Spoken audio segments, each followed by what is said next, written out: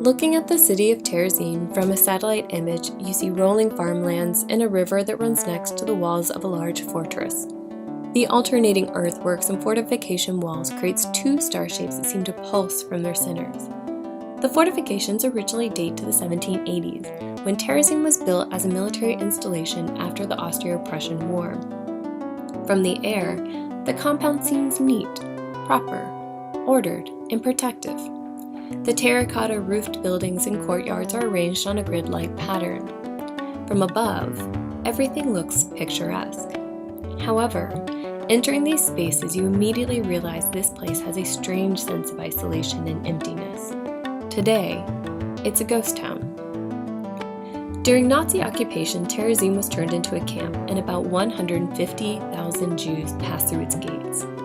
It was first touted as a spa town where decorated Jewish soldiers from the First World War, those highly regarded by their communities, or wealthy Jews could retire and live out the war somewhat protected.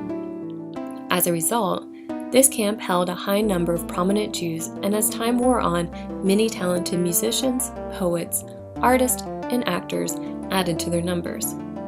Unlike many other Jewish camps, the residents of Terezín could continue to openly play Jewish music, put on Jewish plays, and keep Jewish stories alive.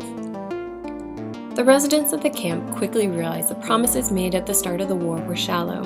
Soon, Terezín reflected the conditions found in so many other, more infamous camps. Before the war, 7,000 Czechs had lived there, but at the height of the camp's use, almost 60,000 people lived in its walls. Music, theater, art, and storytelling were but small comforts in an otherwise dismal place. Music seems to have been a crowd favorite, but it is the artworks that now best represent those who passed through this camp. We can see their activities, understand their day-to-day living conditions through the various scraps of paper they left behind or hid during their time at the camp. These images are a mix of emotions.